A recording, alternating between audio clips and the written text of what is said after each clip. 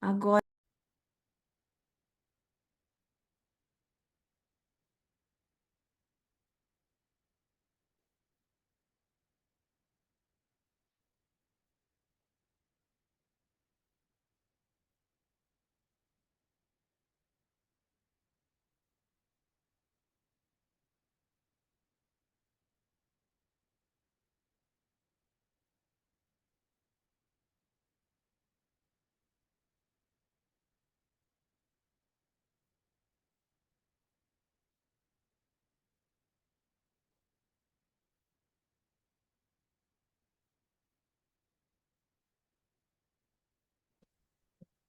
Boa noite a todos e todas. Vocês me ouvem? Sim. Boa noite. Boa noite, companheiros e companheiras. Estou com uma dificuldade aqui da internet. Sou Thelma Victor, secretária de formação da Escola São Paulo.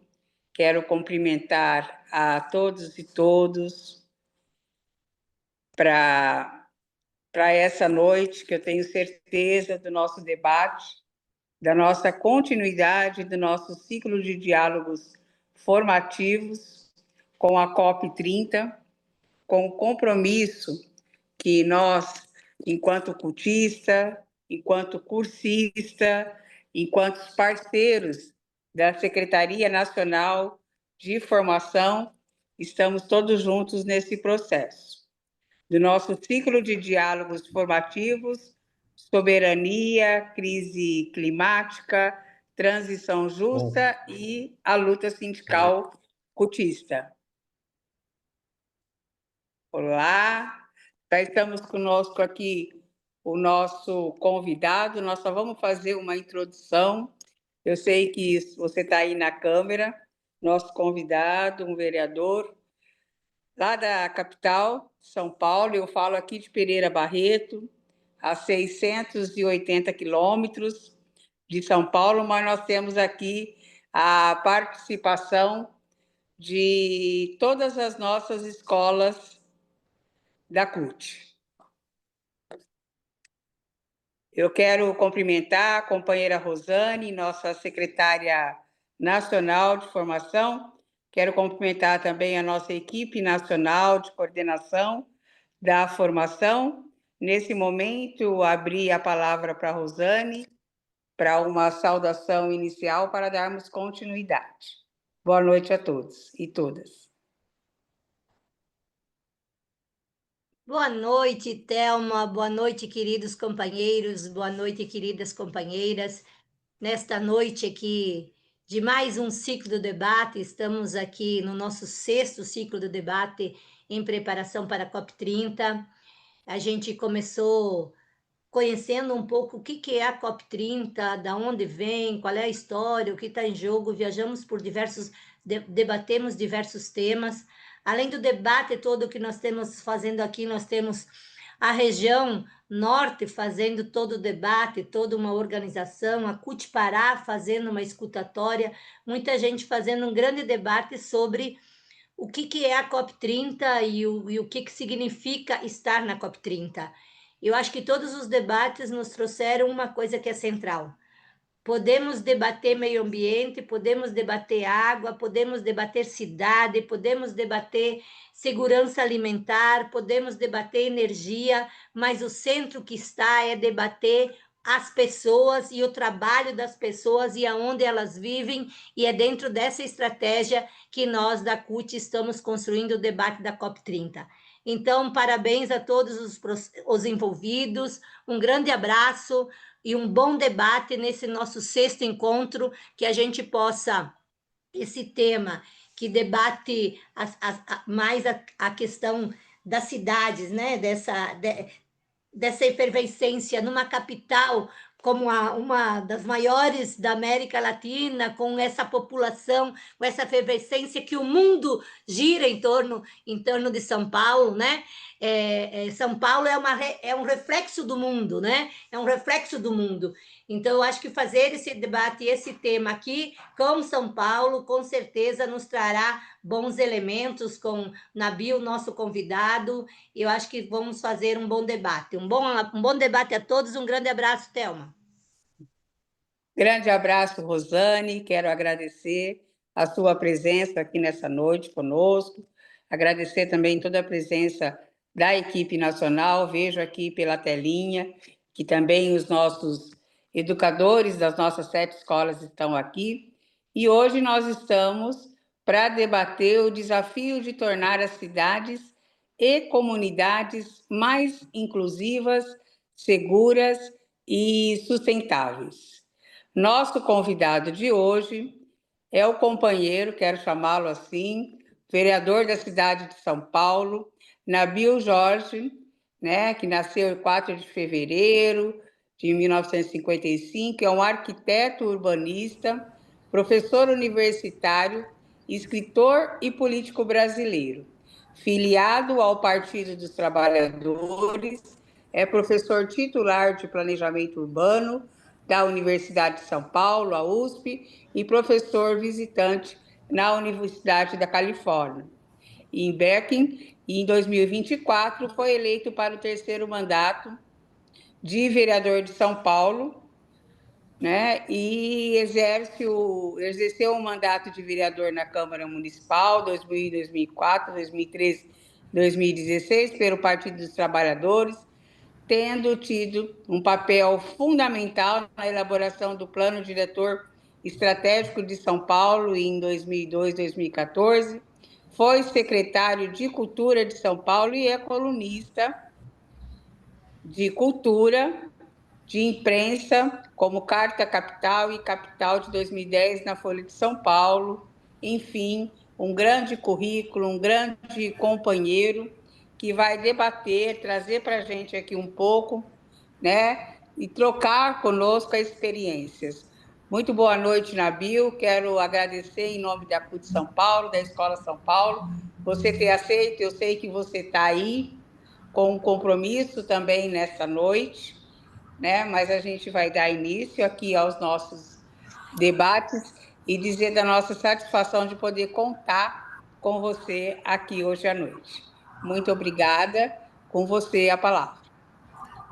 Bom, boa noite para todas e todos.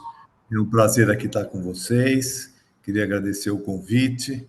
É um assunto muito importante para nós todos, que trata do futuro do planeta, né? Quando a gente fala de COP, né, na verdade nós estamos falando aí de uma reunião de todos os países do mundo para discutir medidas necessárias para enfrentar a crise climática e, portanto, um assunto que interessa a toda a população, a todos os trabalhadores.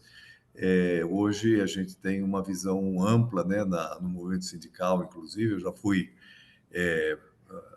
como presidente, já fui presidente de sindicato também, né, do Sindicato dos Arquitetos, filiado à CUT, faz tempo já, mas tenho essa origem também, e entendo que é muito importante, né, que as lideranças sindicais, que os trabalhadores coloquem a questão do meio ambiente, a questão do enfrentamento da crise climática como uma prioridade. Bom, eu queria compartilhar uma tela aqui para uma apresentação. Eu não sei se vai aceitar aqui, mas eu vou tentar. Tá dando para... Está entrou, Nabil. Entrou? Sim. Entrou? Sim. Então, vou discutir aqui um pouco uma estratégia para o desenvolvimento urbano sustentável em termos de crise climática. Esse é o título da palestra, né? A minha ideia aqui é apresentar um conjunto de questões que são questões fundamentais para que a gente possa fazer essa relação de uma questão extremamente importante. O meu tema aqui, na verdade, vai ser como a questão urbana ela é importantíssima para enfrentar a crise climática. Eu aqui, para introduzir, né, embora talvez essa introdução já tenha sido feita, eu quero destacar aqui alguns pontos sobre o Acordo de Paris, que é o acordo internacional, tratado que foi ratificado por 195 países, além Nabil, Oi, Nabil, ah, sim. você está apresentando todas as telas de uma única vez. Ah, é? É, Nossa, para mim não. aqui estão todas as telas. Estão todas as telas? Aham. Você Nossa, eu, você tá quer um pouquinho fora. passar para mim? Você quer passar para mim para a gente tentar partilhar? Apresentação? É, Eu posso passar para você. Mas aí você tem que me mandar o Não é melhor por tentar. e-mail? não, passa pelo WhatsApp, Nabil. Pelo Não é WhatsApp, melhor? eu preciso do teu WhatsApp. Tá, vou mandar de novo para você. Peraí. Ô, Fru, será que ele não consegue clicar ali na tacinha ali embaixo e abrir a tela inteira? Ô, Nabil? Não, eu abri a tela inteira aqui. Para mim apareceu Ah, a tela inteira. só que entendi. Ó, tá no chat, Nabil. Aqui não aparece a tela inteira para vocês agora? Tá aparecendo todo. É que quando tem Tá, tu ensina para ele como você faz. Nabil, Apresentação de aqui é o slides Tácito, para o compartilhamento, para o né, para o compartilhamento. compartilhamento, isso. Ah, Aí você coloca agora em modo de apresentação, aí depois que compartilha o modo de apresentação. modo de apresentação, aqui é apresentação de slide, né? No Isso. PowerPoint, aí depois você compartilha a apresentação.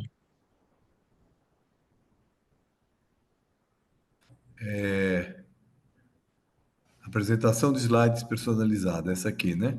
Ah, não. Isso. Abre ele em tela inteira, depois você compartilha. Isso. Aí compartilha a tela inteira.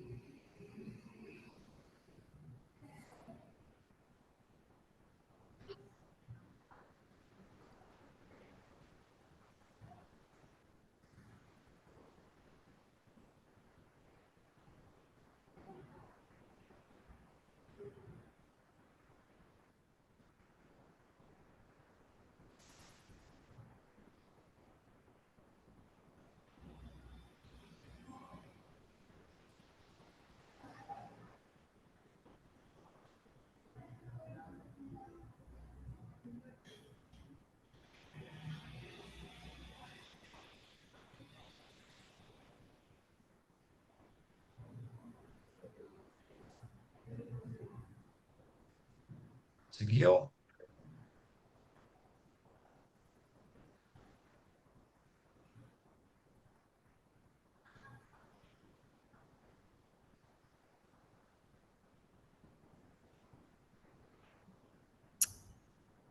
Na aquele Acho que eu WhatsApp vou, acho que eu vou com mandar para final você. noventa e Então, nove, o WhatsApp com final 99.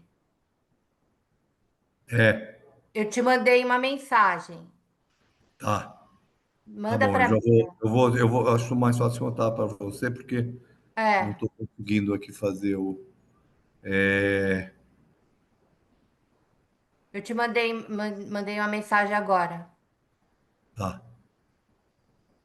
É,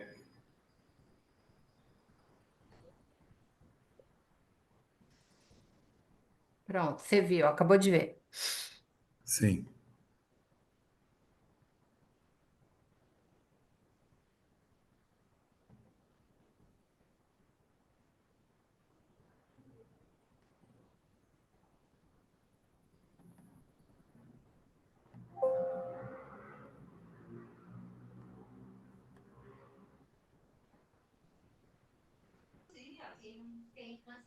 Chegou aí? Ainda não. Já mandei.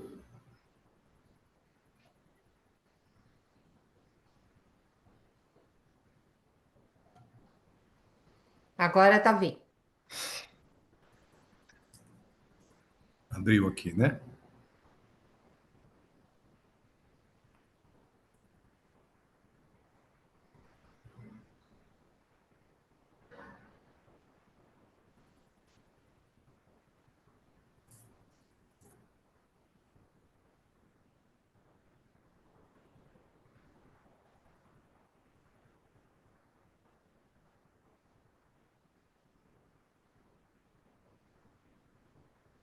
Tácito, abre aí, por favor.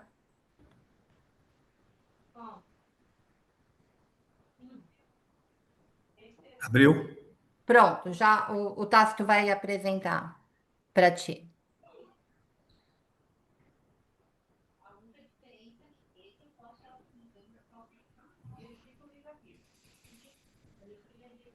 Podemos, então? Deixa só ele carregar. Tá carregando ainda, né? É.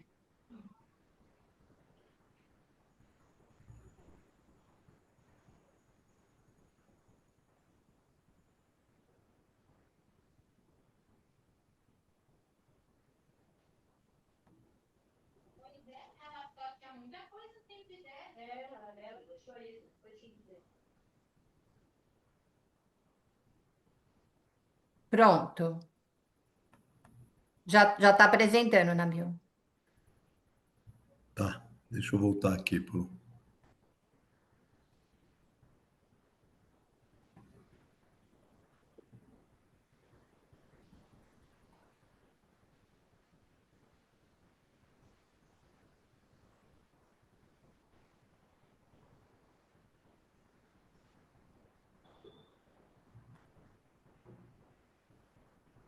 Estão me vendo? A gente está te vendo e está vendo a primeira tela.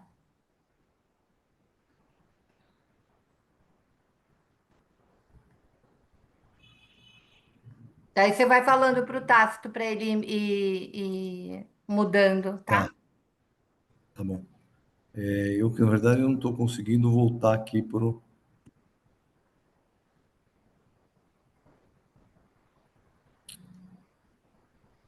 Passar Mas o você mouse na consegue ver a parte. apresentação Vamos na lá. tela?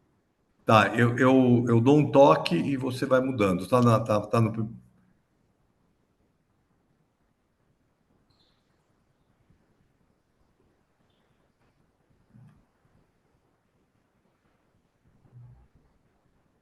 Tá. Então, podemos ir, né? Podemos. Tá, então, como eu vinha falando, né, podemos passar para a segunda tela, né? O tratado, é, deixa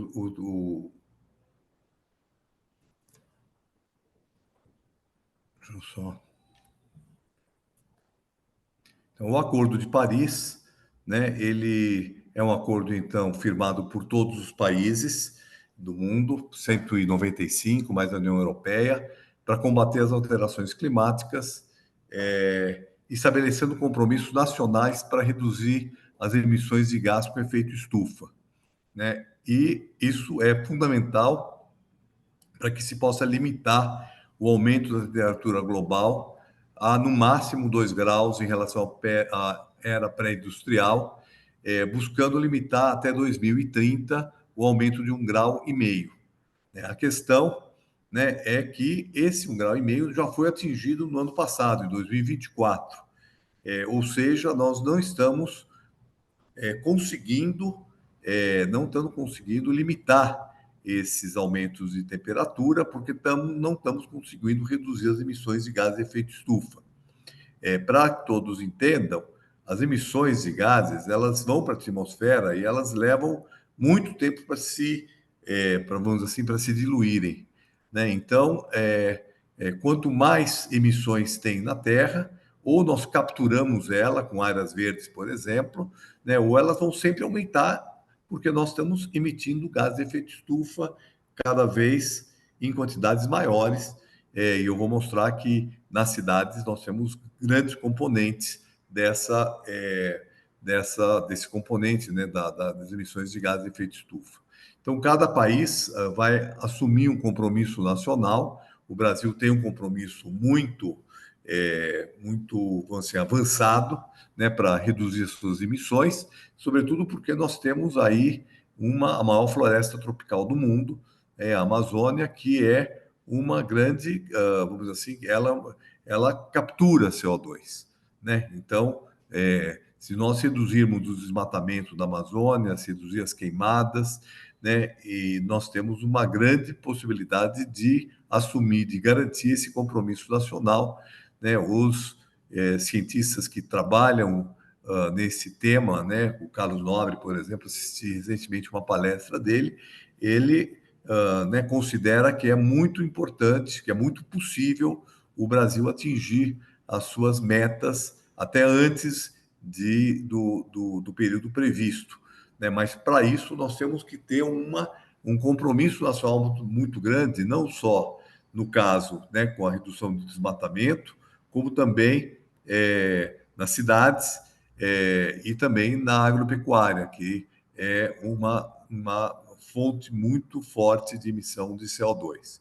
Bom, para poder enfrentar essa questão, nós temos que ter um financiamento para o clima, para as intervenções de clima, que é uma das questões que mais se debate no fórum, na COP, né, que vai se debater novamente na COP, porque isso é absolutamente fundamental para que a gente possa fazer duas coisas muito importantes, que é a mitigação de emissões de gases de efeito estufa, ou seja, reduzir a emissão de gases de efeito estufa, e, por outro lado, adaptar as cidades para as mudanças climáticas, né? Isso porque, na verdade, nós temos os efeitos, né, das mudanças climáticas, ou seja, elas geram elas geram uma multiplicação de eventos extremos. Nós temos assistido no nosso país eventos extremos todos os anos. Tivemos o ano passado em Porto Alegre, aliás, se repetiu agora, né? Bom, São Sebastião, sul da Bahia, Recife, Minas Gerais, né? O Petrópolis, né? Então, são alguns eventos extremos aliados com as chuvas. E, obviamente, as nossas cidades elas não estão suficientemente protegidas para enfrentar esses eventos extremos. Uma última coisa que eu queria colocar aqui, a questão que, embora a gente tenha esses objetivos, exista hoje até uma avaliação, eu não vou falar que é consensual, porque existem negacionistas que negam, né, a mudança climática, mas, de uma maneira geral, há um consenso de que isso é um fenômeno que está colocado aí. No entanto, né, existem muitos desafios para enfrentar essa questão, né, e, principalmente, desafios de ordem econômica e uma resistência política, porque, embora os negacionistas sejam talvez minoritários, nós temos uma coisa que eu não sei como é que eu chamaria, mas é assim, as pessoas que não dizem que são negacionistas, que não rejeitam mudança climática, mas que, na verdade, não atuam no sentido de enfrentar esse problema. E aí nós podemos falar de vários segmentos da sociedade, alguns que são os grandes interessados aí, por exemplo, na produção de petróleo, na produção né, de combustíveis fósseis, né? Obviamente, é um setor que, se não houver uma alteração fundamental na maneira como eles atuam, e hoje, né, nós não vamos enfrentar esse problema. Então, eu vou aqui, ao longo dessa palestra, eu vou trabalhar muito, pode se passar para o slide seguinte, vou trabalhar muito sobre o que precisa ser feito para que a gente possa enfrentar a crise climática das nossas cidades. E nesse sentido, né, eu queria falar para vocês, né, que nós temos aí uma forte participação das cidades, e dentro das cidades, um dos maiores aspectos, os aspectos que mais contribuem para a mudança climática é exatamente a mobilidade, né? E esse mapinha, esse gráficozinho que vocês estão vendo aí, eles expressam bastante isso, né? Por quê? Porque os carros em São Paulo, aliás, esse dado é de São Paulo, mas isso aqui, na verdade, no Brasil não é muito diferente de São Paulo. 79% da frota é de automóvel, que transporta, em média, 1,4 passageiros por carro, e com uma emissão de 1,46 quilos de CO2 por litro, né? O que significa, né, por passageiro? Isso significa, né, se nós compararmos aqui só essa comparação básica com os ônibus, que representam 4% da frota, né, a emissão deles é 0,08, né? Ou seja, né, vamos comparar aqui 1,48 com 0,08 por passageiros. Ou seja, a mudança de modal, do modal individual para o modal coletivo, ela, né, teria um papel muito importante, lembrando que na nossa cidade cerca de 61%, né, das emissões são geradas pela mobilidade. Pode passar o slide seguinte. Nós vamos ter, então, aí uma outra questão, né?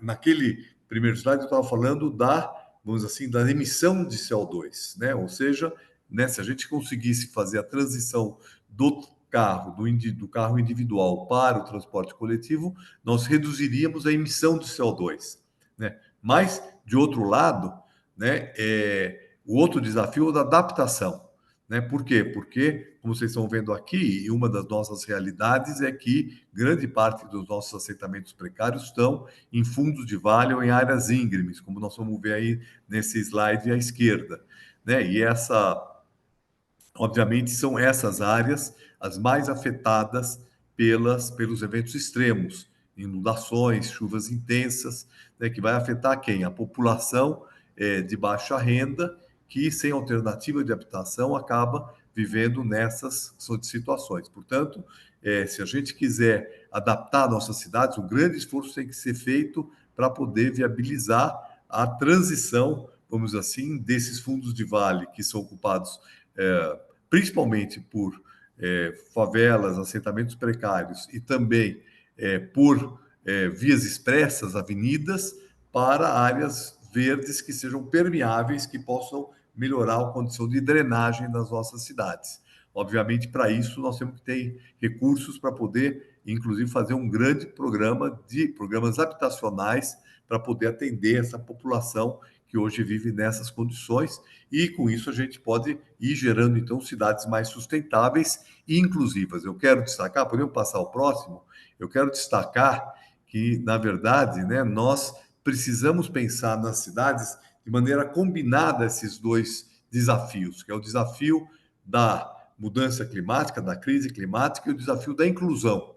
Né? Nós não podemos trabalhar de maneira isolada, né? Por exemplo, vamos remover a população que está nos fundos de vale sem ter um programa habitacional, né? Ou seja, enfrentar o problema da mudança climática sem considerar a questão social e, sobretudo, porque, como vocês podem ver nesse slide, eu vou mostrar o slide seguinte, nós temos um grande crescimento das cidades no mundo, né? Aqui a gente vê o crescimento, a evolução da população no mundo, né, desde o começo do século XIX até o século XXI, né, e a gente vê que nos últimos 50 anos nós tivemos uma aceleração do crescimento das cidades, né, da população vivendo na cidade. Portanto, né, tudo isso que eu estou falando aqui, né, ela se refere a uma condição crescente, um número crescente de pessoas que estão tanto emitindo CO2 como sofrendo os efeitos dos eventos extremos. Pode passar o seguinte, né, e aqui a gente vai ver, né, como que se deu a transição do rural para o urbano, né, no mundo e no Brasil. Então, vocês veem que a população urbana no mundo, ela só ultrapassou a população rural lá por volta de 2010, né?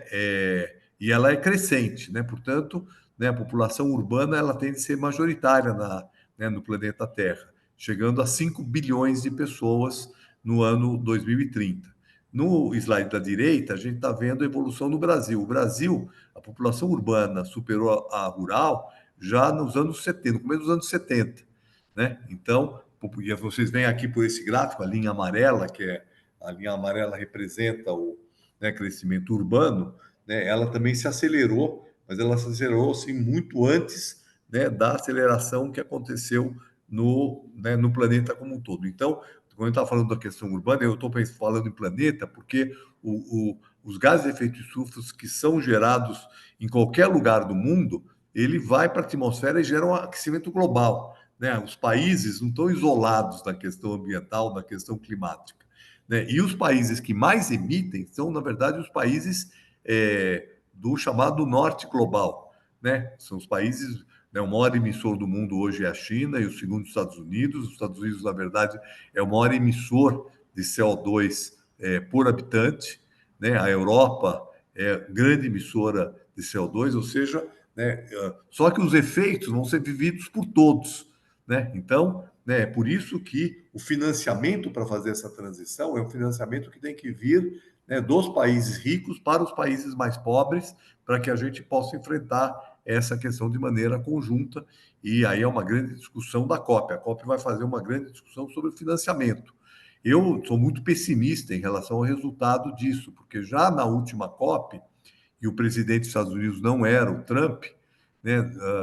O que os países desenvolvidos ofereceram foi muito aquém daquilo que seria necessário, né? E agora nós temos um negacionista na presidência dos Estados Unidos que, inclusive, né, saiu do Acordo de Paris. Então, a situação é muito grave. Podemos passar para o seguinte, né? Mas quando a gente vê esses gráficos do crescimento da população urbana, né, eu quero destacar para vocês o seguinte: uma população urbana ela emite muito mais, ela precisa de mais energia e mais do que isso, né? Quanto mais alta a renda das pessoas e quanto maior o bem-estar das pessoas, nas condições de hoje, essas pessoas estão emitindo mais, né, gás carbônico, exigindo mais energia e, obviamente, nós queremos que as pessoas mais excluídas possam ser incluídas, né? Portanto, se a gente não fizer uma mudança no modo de vida, esse problema vai tender a se agravar muito como está se agravando e nós não vamos atingir os objetivos que estão estabelecidos, e isso vai ser bastante grave. Bom, para isso, né, para poder enfrentar esses problemas, você tem que mudar o modelo de desenvolvimento urbano, né, que predominou, né, no Brasil no século XX, né, e, né, enfrentar esse novo desafio do século XXI. Quais são os desafios que nós não enfrentamos no século XX? Foi a questão da inclusão, né, da inclusão socioterritorial, né? Claro que da inclusão também no mundo do trabalho ela é importante, mas nós aqui estamos tratando das questões urbanas. Então, por exemplo, né, a desigualdade, a segregação socioterritorial, né, das questões que nós herdamos do século XX, com a exclusão habitacional e que gera ocupação de áreas inadequadas, né, porque por falta de política habitacional, por falta de renda da população para viver numa moradia digna, o que as pessoas estão fazendo? Estão indo viver em áreas inadequadas, né? E já gerada a expansão urbana horizontal, né? A zona rural ela sendo cada vez mais desmatada e ocupada, né? Como parte da expansão urbana, especulação com a terra, construção baseada em alta emissão de CO2, porque a gente usa muito cimento, concreto, ferro, né? Que são grandes, né? O processo de produção desses materiais são emissores de CO2, a mobilidade baseada no automóvel, em detrimento do transporte coletivo, inadequada gestão de resíduos sólidos, porque os resíduos sólidos em aterros sanitários, em lixões, emitem o metano, que é um gás de efeito estufa, muito grave, né? Um desperdício energético, gestão inadequada dos recursos hídricos, impermeabilização do solo, ocupação dos fundos de vale, nós acabamos de falar sobre isso, com avenidas e assentamentos precários, produção agrícola distante do centro de consumo, gerando necessidade de deslocamento, né, dessa produção, e uma insuficiente capacidade de investimento para enfrentar essas crescentes necessidades, assim como também baixa capacidade de gestão. Ou seja, são desafios que nós enfrentamos e que nós vamos ter que enfrentar ao mesmo tempo, né, tanto as questões de exclusão urbana e social, como da crise climática. Esse é um grande desafio para a sociedade, para a nossa sociedade no século XXI. Podemos passar para o próximo, né? E eu quero aqui destacar que, portanto, a agenda do século XXI, ela está, né, tá relacionada a essas duas colunas que nós temos aqui. Na esquerda, nós temos, né, coisas que são diretamente relacionadas, que são o degelo nos polos, né, na Antártica, no Ártico, que ou seja, né, o degelo.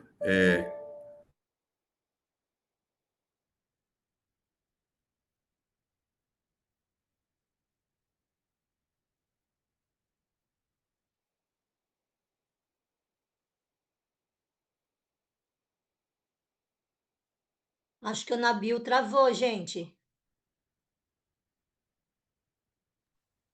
Ou fui eu que travei? Não, tá normal aqui. Ele tá com o microfone aberto e tá na sala. Só se. Caiu.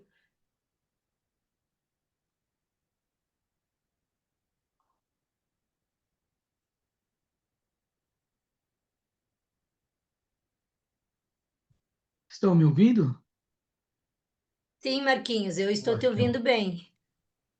Então, eu acho que interrom- eu interrompi aqui. ele tá na sala, tá normal aqui, aparentemente. Nabil, você nos ouve?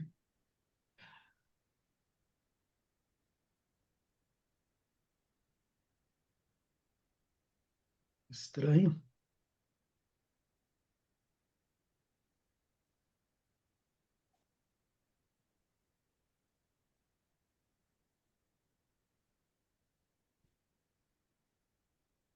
Ele fechou o vídeo, não, a gente não Ah, consegue. agora ele abriu.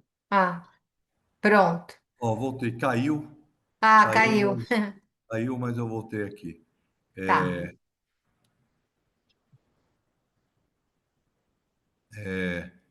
Bom, pronto. então aqui voltamos aqui. Então aqui a gente vê, né, o degelo e embaixo, né, a enchente em Porto Alegre, né? E do outro lado a gente vê a outra grande desafio nosso, que é a questão da desigualdade, né, expressa aí por esse mapa do Brasil que separa as áreas mais privilegiadas das áreas mais vulneráveis e essa famosa foto, né, onde a gente vê a olho nu, né, os efeitos da desigualdade. Podemos passar?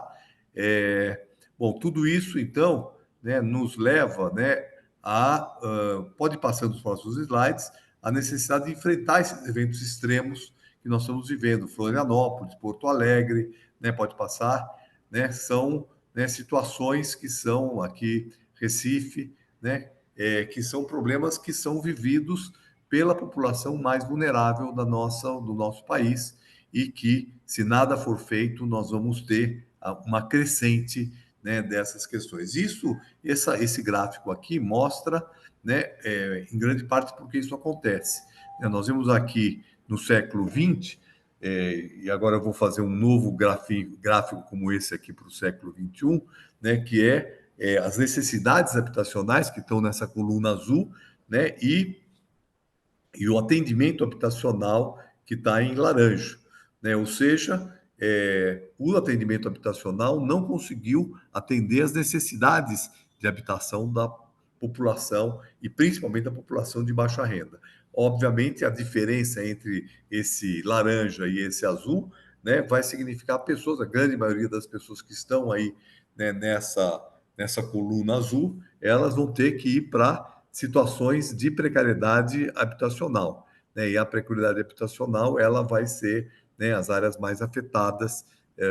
Claro que não são todas, né? Se fosse todas, nós estaríamos perdidos, né? Mas uma grande parte dessa população vai para assentamento precário, né? Em condições habitacionais inadequadas. Pode passar.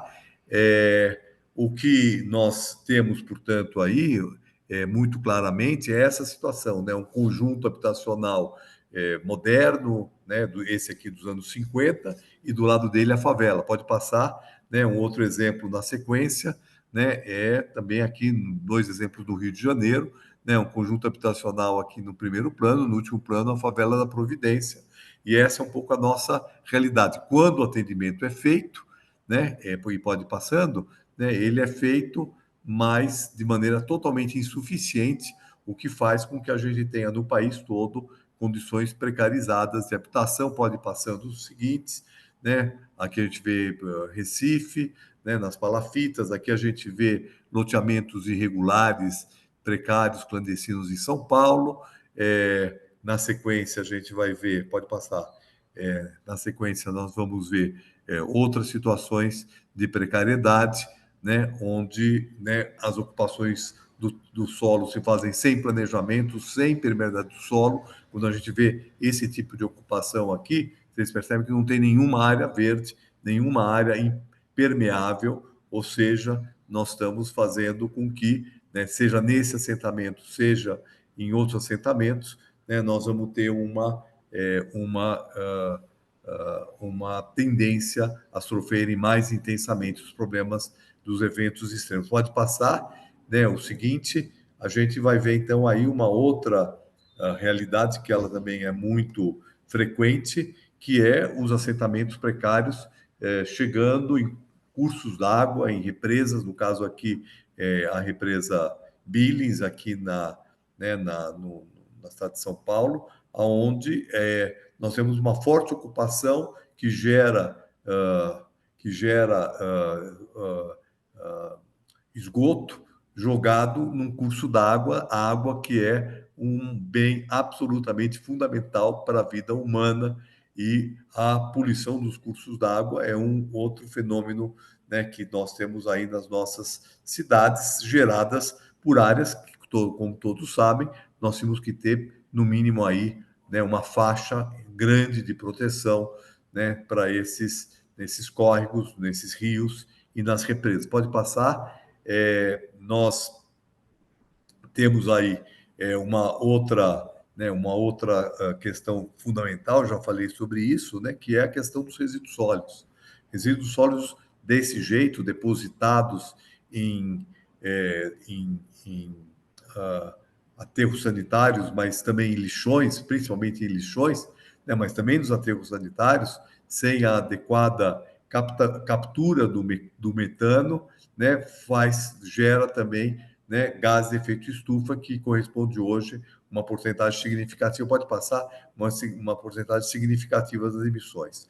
Portanto, nós precisamos de uma nova política de desenvolvimento urbano baseada na produção do nosso patrimônio arquitetônico, ambiental, para enfrentar, no século XXI, a crise climática, adaptar as cidades para os eventos extremos, ao mesmo tempo que nós enfrentamos o passivo da desigualdade e exclusão do século XX.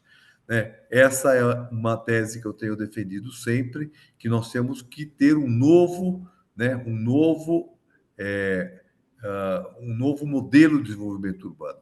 E, para isso, nós precisamos ter uma mudança estrutural na maneira como não só o poder público atua, como também o setor privado e as organizações sociais. Na verdade, nós temos que ter aí um processo político de transformação e colocar essas teses como teses importantes para enfrentar esses desafios nossos. Uma das questões importantes é a gente ter uma cidade mais compacta, né, aproveitando melhor as áreas bem servidas de infraestrutura, o que significa necessariamente a gente combater a especulação com imóveis ociosos, aproximar a habitação do trabalho e conter com o crescimento horizontal. Ou seja, quanto mais a gente tiver pessoas vivendo próxima dos locais de trabalho, nós vamos ter menos necessidade de deslocamento, além de, obviamente, menos esforço, né, pessoal, né, que as pessoas vivem. Veja como essas pautas, essas agendas, a agenda da desigualdade e a agenda climática, elas se combinam, né? Se eu tiver trabalhadores morando mais perto do seu trabalho, eles vão precisar se deslocar menos, emitir menos CO2 e vão ter mais tempo para poder, né, para poder descansar, para poder viver com a família, se qualificar. Então, mas para isso, nós vamos combater a especulação imobiliária e precisamos promover cidades mais inclusivas.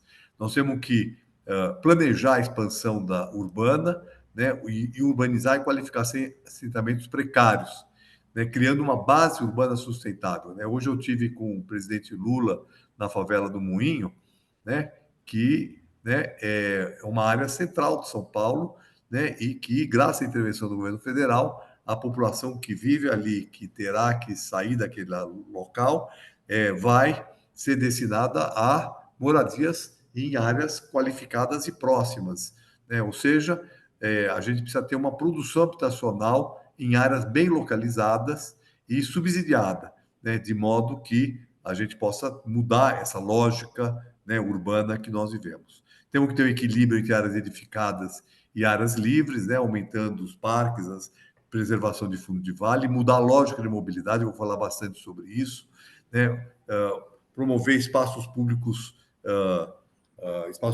ocupados e seguros, com equipamentos também multiuso. É muito importante poder ter equipamentos que tenham vários usos, para que a gente possa ter... Veja que a ideia redução, ela é muito importante. Por isso que, hoje avança muito no mundo a ideia do ecossocialismo, ou seja, né, se a gente ter uma melhor distribuição dos bens, da riqueza, ela é fundamental para enfrentar a crise climática.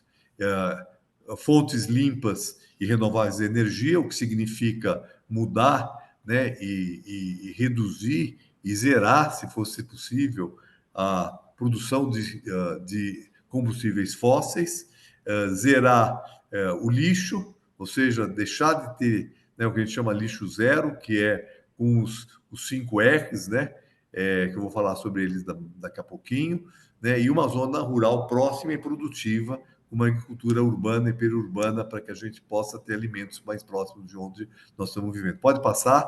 É um pouco sobre isso que eu vou falar na sequência, né? Buscando, então, enfrentar esses problemas, né? A mobilidade, né? A mobilidade hoje representa 61% das emissões de carbono, a energia, né? Reduzir a geração de energia sem contar a mobilidade é 20%, e os resíduos 15%. Então, são 3 questões fundamentais para serem enfrentadas. Pode passar, eu vou tentar ser mais rápido aqui, que nós estamos um pouco atrasados no nosso calendário. Então, esses 5 R's, né, que são pensados na lógica do lixo zero, eles, na verdade, valem para tudo, né? A gente recusar, né? Recusar, por exemplo, coisas que são insustentáveis. A gente pensar o nosso modo de vida, que ele precisa ser pensado de uma maneira diferente. Nós não podemos ter o mesmo padrão, né, de consumo que as classes médias e altas têm. Hoje, elas são insustentáveis. Se todos nós tivéssemos o mesmo padrão de consumo da população de renda média alta, certo? Nós estamos acabados no mundo, tá certo? Porque nós vamos aumentar muito a emissão de CO2. Portanto, precisamos repensar esse modo de vida.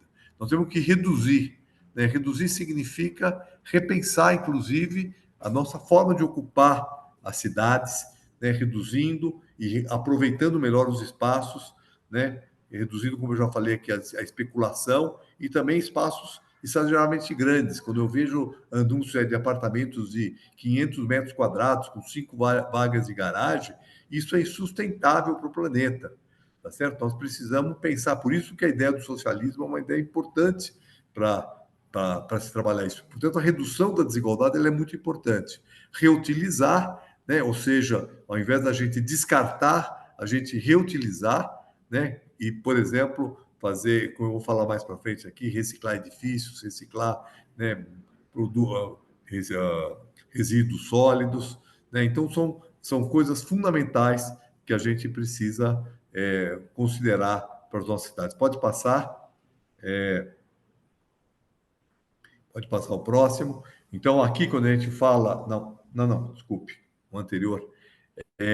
Quando a gente fala em cidade mais compacta, né, para proteger as áreas de preservação, significa, né, por isso que a verticalização, em alguns casos, quando é uma verticalização bem planejada, ela pode contribuir, né, para que a gente preserve áreas de proteção ambiental, né? Ou seja, ao invés da cidade se expandir para áreas, né, aqui vocês veem essa área verde toda, isso aqui está dentro do município de São Paulo, né? Eu posso, então, né, adensar, mas adensar sem, né, gerar aquela hiperconcentração de edifícios que muitas vezes são construídos ocupando totalmente espaço, né? Portanto, gerando equilíbrio entre áreas verdes, né, e áreas construídas na zona urbana e protegendo o chamado cinturão verde da cidade. Pode passar.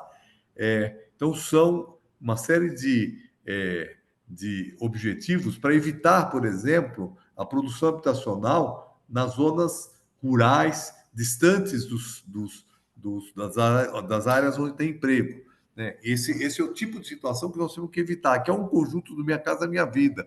É importante para gerar uma habitação subsidiada à população de baixa renda, esse programa, mas ele não pode ser desvinculado, né, de uma preocupação com onde vai ser feito isso, né? Então, nesse caso aqui, né, nós estamos ocupando o cinturão verde e estamos produzindo habitação que vai gerar necessidade de mobilidade, né, horas de deslocamento até chegar nos locais de trabalho e, né, no isolamento urbano. Então, pode passar, eu vou mostrar várias situações que são importantes, por exemplo, né? Aqui a gente vê uma área no centro da cidade de São Paulo, vocês podem ver aqui pelos prédios, e aqui a gente tem né, uma série de lotes totalmente subutilizados, né, para guardar automóvel. Então, o automóvel é um grande inimigo das mudanças de enfrentamento das mudanças climáticas por várias razões.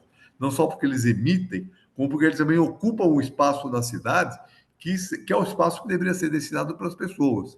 É por isso que a gente tem uma tese hoje muito importante no urbanismo, que é a cidade ser para as pessoas e não para os automóveis. Pode passar, né? E essas situações, essas áreas subutilizadas que a gente está vendo aqui, são áreas que precisam ser ocupadas pelas pessoas, né? Aqui a gente vê a antiga zona industrial, né? Próxima ao transporte coletivo de massa, que é o transporte né, ferroviário, né? Isso aqui é Ipiranga, é uma região central de São Paulo, relativamente central, que está subutilizada e que, portanto, precisa ser reciclada para ter mais uso. Pode passar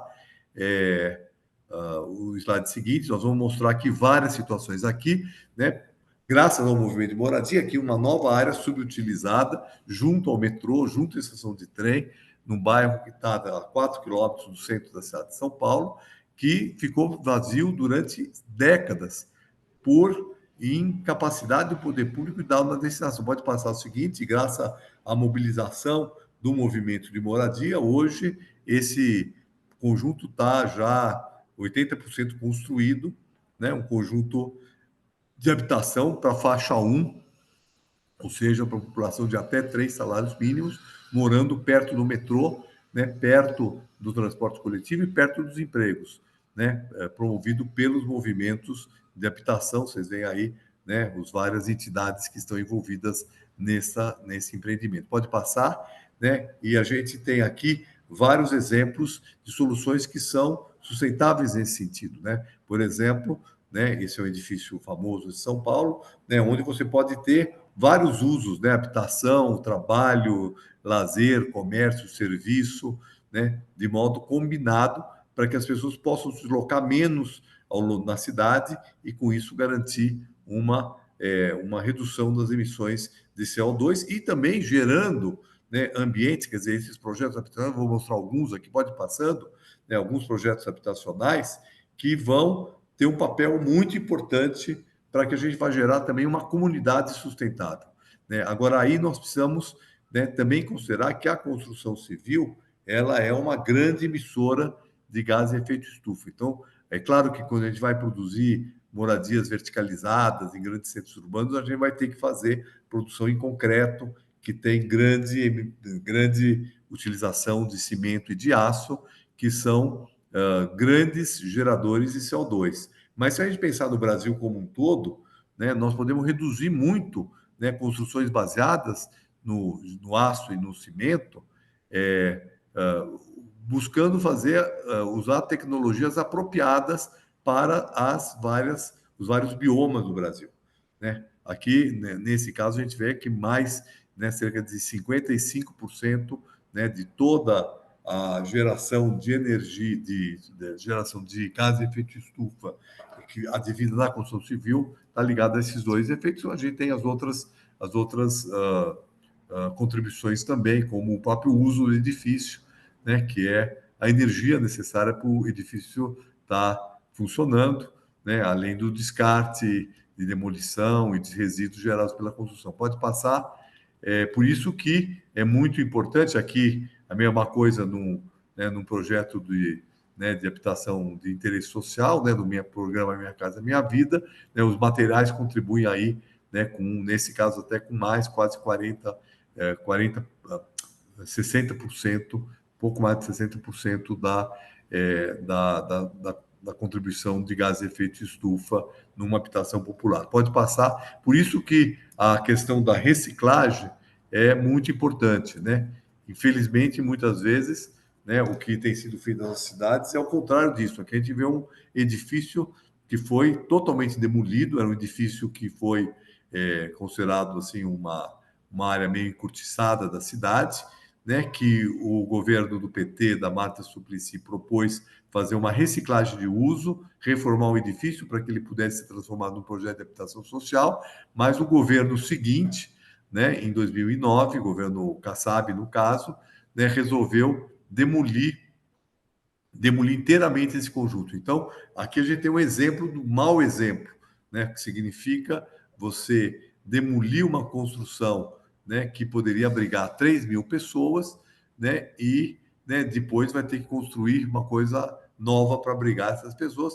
É exatamente a insustentabilidade dessa visão, né, que predominou, que predomina ainda em grande parte do nosso poder público. Pode passar, né? A gente tem defendido o contrário, né, disso que nós estamos vendo aqui, que é demolições, às vezes demolindo prédios para construir prédios maiores. Nós temos, pode passar, né? Nós temos definido, né, defendido enormemente a reocupação, né? Então, o movimento de habitação tem feito muitas ocupações de prédios que estão sem uso, né? E propondo, então, que esses prédios sejam reciclados para o uso habitacional, né? Hoje, por exemplo, nós temos no Brasil cerca de 200 prédios ocupados, né? Sendo que São Paulo é o lugar que tem mais prédios ocupados no Brasil, né? Prédios que estão ocupados pelo governo de moradia, que denunciam a especulação, né? E a falta de preocupação, né, do poder público de interferir, dar destinação, combater a ociosidade dos edifícios. É um movimento social que tem feito esse trabalho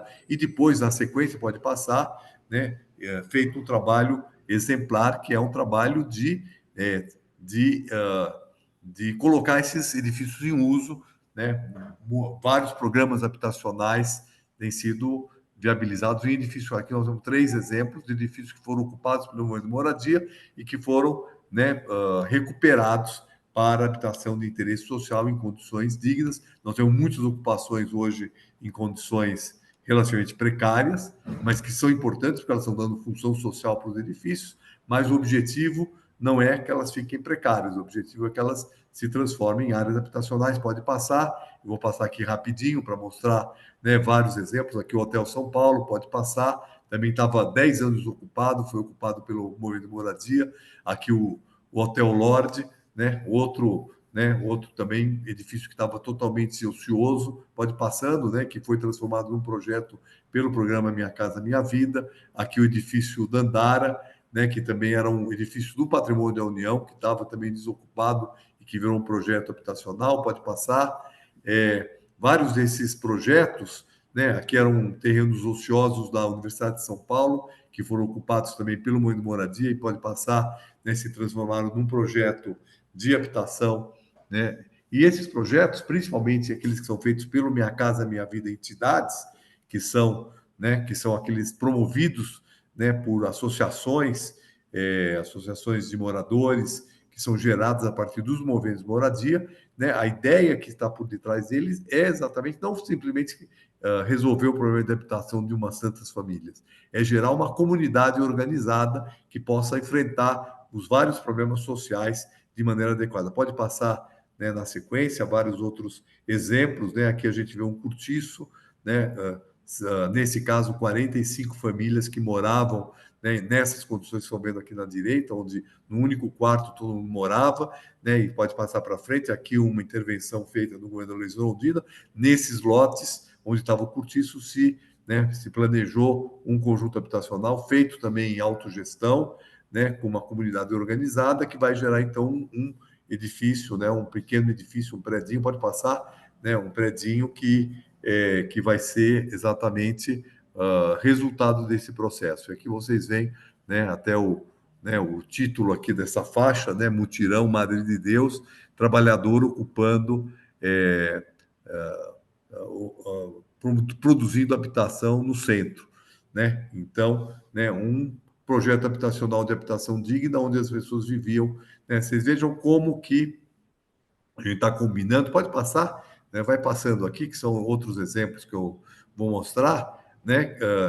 De cortiços que são transformados em projetos habitacionais, como aqui nós estamos combinando várias coisas, ou seja, a inclusão social, a inclusão habitacional, ao mesmo tempo que a gente evita que essa população que está aqui fosse deslocada para áreas periféricas. Pode passar, né, para áreas periféricas. Então, no mesmo lote onde tinha o cortiço, eu passo a ter um predinho para todas as famílias que moravam naquele cortiço, né? Então, vocês percebem como pode passando, né, como vários empreendimentos habitacionais, eles podem ser objeto de intervenção. Aqui é um outro caso de um cortiço, onde a população morava de maneira muito precária, pode passar 58 famílias, né? Aqui a gente vê como era a situação anterior, o projeto que foi feito, né? Um projeto que vai abrigar até um número muito maior de pessoas. Então, a gente vê espaços ociosos, que estão aqui nessa maquete do lado esquerdo em cima, né? A gente pode ver várias ocupações de baixa densidade, terrenos vazios, que deram lugar a um projeto habitacional que atendeu não só os moradores do cortiço, como uma grande quantidade de outras famílias que moravam também precariamente. Pode passar, né, pode passando aí para a gente, né, aqui né, isso aqui próximo ao centro, aqui no Rio de Janeiro, um cortiço do começo do século abandonado que vira um projeto habitacional, pode passar.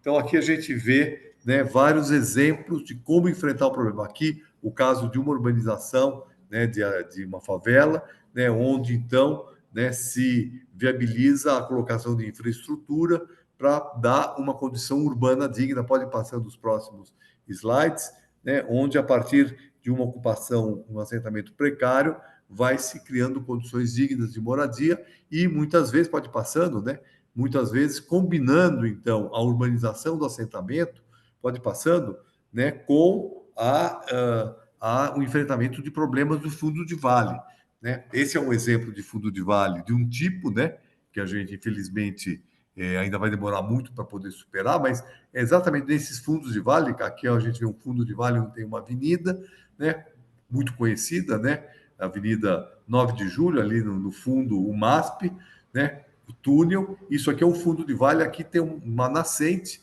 né, que é o córrego Saracura, né, um córrego, né, que corre no fundo de vale e, né, os edifícios, num processo especulativo que não respeitou, né, a faixa de proteção, ocupando inteiramente o fundo de vale. Mas podemos passar ao próximo, né?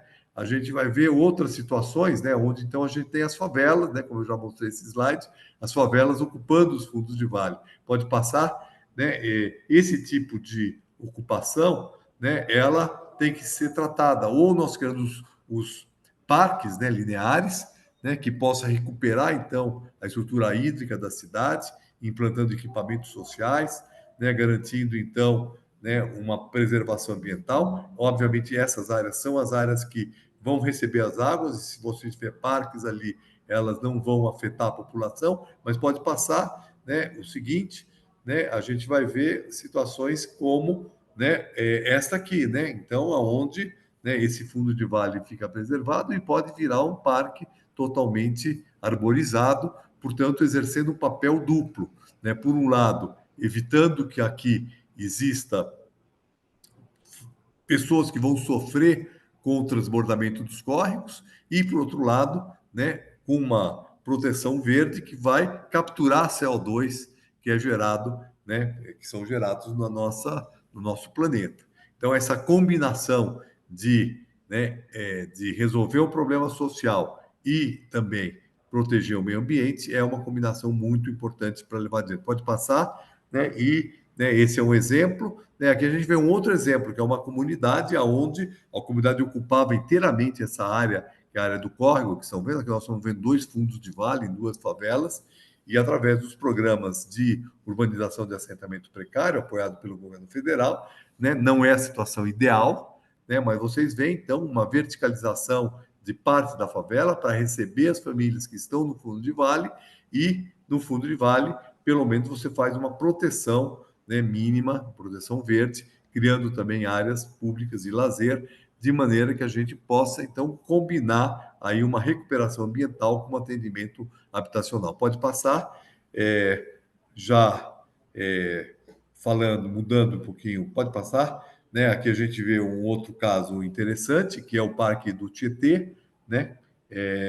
Né, que tem uma situação semelhante àquela de recuperação de fundo de vale. Mas aqui vamos entrar, então, mudando de tema, nós já vimos esse slide, né, nós temos que mudar esta lógica que é a lógica da mobilidade, né? Então, pode passar, a gente já falou aqui dos carros que emitem muito gás de efeito de estufa, e não é só isso. Os carros ocupam um espaço na cidade muito grande, espaço que, né, a gente viu aqui avenidas de fundo de vale, né? Então, vocês veem aqui 60 motoristas, aliás, desculpe, 60 passageiros que podem estar num ônibus, que ocupam um espaço muito pequeno no sistema viário. A gente vê as bicicletas, né, nesse mesmo espaço, ela vai ocupar um espaço um pouco maior, né, do que o ônibus, né, e os 60 motoristas de carro ocupando dezenas de metros de ocupação do viário. Obviamente, né, aqui na esquerda nós temos uma população de renda mais baixa, que é aquela que usa o transporte coletivo, ou pessoas conscientes, podem até ter renda mais alta, mas que usam o transporte coletivo. E aqui a gente vê a lógica, que é a lógica do carro, que a sociedade hoje, inclusive, coloca o carro como um padrão, né? Um padrão Só que é um padrão insustentável, né? Por várias razões. Eles estão emitindo CO2, eles também estão ocupando mais o solo, estão impermeabilizando o solo com asfalto, né? Com garagens, com cemitérios de automóveis, pode passar. Por isso a gente tem que mudar essa lógica, né? Aqui tem várias formas para mudar essa lógica, né? Algumas eu já falei, né? Como, por exemplo, a gente ter uma cidade mais compacta, né? Melhorar o transporte coletivo, né? Ter restrição ao uso do automóvel, né? E também estimular a mobilidade não motorizada ou a mobilidade ativa, né? Que claro que ela é possível quando a gente tem uma maior proximidade entre o trabalho e a moradia, né? Pode passar, né? E aí nós temos nos últimos anos desenvolvido várias propostas para fazer isso, né? Como os corredores e as faixas exclusivas de ônibus, né? Que permitem que o transporte coletivo circule mais rapidamente que os carros, né? Esse tem, né? Novamente aqui estou falando de uma coisa de favorecer as pessoas de mais baixa renda e, ao mesmo tempo, né? Ter um impacto na questão climática. Pode passar, vamos passando aí os slides seguintes. Né, os corredores de ônibus estruturados à esquerda, aqui é o exemplo de Curitiba, que é pioneiro, né, mas hoje os BRTs já estão se difundindo, que é a gente criar faixas exclusivas à esquerda, pode passar, né, para poder garantir, então, uma maior circulação do transporte coletivo, e uma coisa que é muito barata, mais barata até do que o BRT fica à esquerda, tem que fazer uma série de transformações, investimentos no viário, mas o corredor de ônibus, simplesmente isolar a faixa do ônibus, né, e fiscalizar, né, com radar para evitar que ela seja invadida, permite que a gente aumente a velocidade do ônibus, portanto, aumente a eficiência do transporte coletivo. É claro que o metrô é melhor, mas o metrô tem um custo elevadíssimo, enquanto uma faixa de ônibus é um custo quase zero, né? Porque não demanda grandes obras. E obras também, como eu falei para vocês, né? Um túnel de metrô, um túnel para carro, etc., né? É concreto, é aço, né? É emissão de CO2 também, pode passar. Por isso nós temos que pensar as cidades com essa ideia da redução, né? E de pensar uma cidade que seja viável, por exemplo, as bicicletas, né? Criando as ciclovias, pode passar, né? Que é um outro modelo importante, né, que pode viabilizar a circulação, principalmente em cidades planas, cidades onde as distâncias são menores, é um modal de transporte importante e também combinado, pode ir passando, né, combinado com outros modais, né, por exemplo, combinado com o transporte coletivo, né, também com o compartilhamento de bicicletas, tudo isso pode ajudar muito, né, a gente garantir uma cidade mais sustentável. E, né, uma coisa importante que é aumentar o espaço para as pessoas, né, que são no lugar de uma vaga de garagem, uma vaga de estacionamento, ou poder ter um espaço de sociabilidade, pode passar o próximo, né, ou seja, em vez de eu ter o carro, eu tenho um lugar para as pessoas, né, com isso também aumentando a possibilidade de arborização urbana, né, eu acabei de aprovar, eu sou vereador aqui em São Paulo, acabei de aprovar hoje, né, um projeto de lei das vagas verdes, que é transformar uma vaga de carro num espaço verde. E aí nós temos vários exemplos, do meu canal deles, onde a gente trabalha na conversão do espaço do automóvel para as pessoas. Pode passar, é o seguinte, aqui a Avenida Paulista, pode passar, a Paulista Aberta é um outro projeto importante, está fazendo 10 anos, né, onde, né, a gente, pelo menos um dia por semana, tira os carros e deixa cidade para as pessoas, né, dentro de uma política de redução de emissões e de, né, criar espaços para convivência das pessoas. Pode passando, gente. Já estamos terminando. Na questão dos resíduos, eu já mostrei esse slide, a ideia dos 5 R's, né? E isso significa aqui uma hierarquia, né? Primeiro, não gerar resíduos é o ideal, reduzir, reutilizar. Pode voltar para o seguinte, passar o seguinte. Essa hierarquia aqui, não geração, que é não gerar, ou seja, evitar qualquer tipo de descartável, reduzir, né? Reutilizar, reciclar, né? Compostar, né? Fazer um tratamento e só ir para o aterro sanitário aquilo que não é aproveitável, que é 10% dos resíduos, né? Isso é muito importante. Pode passar o seguinte, né? Algumas iniciativas importantes nesse sentido. Eu não vou entrar aqui nesse detalhe, mas aqui é uma lógica da economia circular, ou seja, da gente poder fazer as coletas seletivas, poder fazer todo um processo de tratamento para no final a gente, né, poder gerar energia e poder gerar novas matérias-primas, de maneira que eu não vou descartar as coisas. Pode passar o seguinte, né? Para isso é muito importante ter várias infraestruturas, né? Por exemplo, as centrais mecanizadas de triagem que foram implantadas no governo Haddad, né? Onde, né, tem todo um processo para ir separando o resíduo sólido para que ele possa ter um reaproveitamento. Pode passar. E uma outra iniciativa importante, né, é a gente poder ter os pátios de compostagem, ou seja, né, um resíduo orgânico, né, ser transformado em composto agrícola, que por sua vez vai ser utilizado na agricultura, pode passando, né, na agricultura urbana e periurbana, que por sua vez pode estar gerando alimentos para consumo na cidade, né, nas hortas, sejam hortas dentro da cidade, sejam hortas no periurbano, né, fazendo aquilo que a gente chama da economia circular, e dessa maneira a gente tem alimentos saudáveis, alimentos que possam, inclusive, estar mais próximos das cidades, e, né, de certa forma, alterando essa situação onde os alimentos vêm de longe para as nossas cidades. Pode passar, eu acho que nós estamos terminando, né, e eu quero finalizar dizendo que, né, para a gente poder fazer isso, nós temos que ter, né, esse processo de transição, porque nós estamos falando aqui a transição, né, de uma cidade insustentável para uma cidade preparada para enfrentar mudança climática. Isso tem que ser feito através de processos de participação política, participação de organização, pode passar, né, mas também, né, formas de organização, de autogestão, que é uma coisa que eu defendo muito fortemente, que é se constituir comunidades organizadas que possam promover essas mudanças, seja gerando renda, seja gerando atividades sustentáveis no âmbito das suas áreas habitacionais, seja, né, debatendo e se mobilizando politicamente para fazer as modificações necessárias. Ficando claro que nós só vamos fazer as mudanças necessárias com mobilização política, com mobilização que tenha claro que, sem uma mudança mais estrutural na nossa sociedade, esses dois desafios, enfrentar a desigualdade e enfrentar as mudanças climáticas, não será atendido e não será alcançado. Então é isso, gente. Acho que demorei um pouco mais do que estava previsto, mas, né, tivemos aqui uns inconvenientes, mas acho que deu certo no final. Obrigado.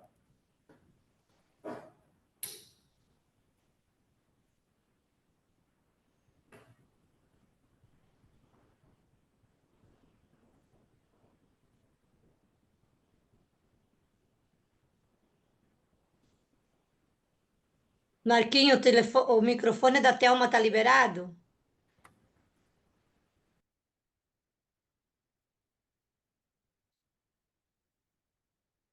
Libera o microfone da Thelma. Isso. Olá.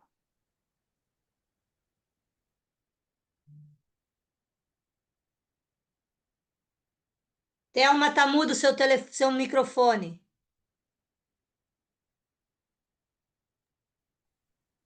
Thelma, Thelma, você tá com o Thelma, telefone. vê se Thelma, você consegue abrir o microfone.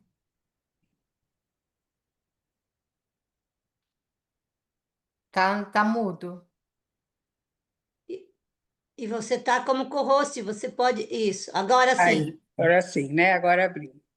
Bom, primeiramente quero agradecer a exposição do nosso convidado, o vereador de São Paulo, o companheiro Nabil, que tem historicamente um debate, né, e um trabalho muito grande nessa questão dessas questões que foram todas colocadas aqui, e o nosso desafio de tornar a cidade comunidade mais inclusiva, segura, resiliente e sustentável, que isso é uma questão nossa, né, enquanto cidadã e cidadão, para reivindicar, porque a gente sabe que, infelizmente, falando de São Paulo, principalmente, né, tirando aí o governo da companheira Marta, que passou, a gente sabe que na maioria dos governos, todas essas questões não foram levadas em consideração e como tema e como pauta é importante como deveriam,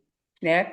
Por isso que a nossa política de segurança pública, a segurança de habilitação, a questão da acessibilidade, transporte, o espaço, a gente enfrenta ainda, né, em 2025, todos esses problemas.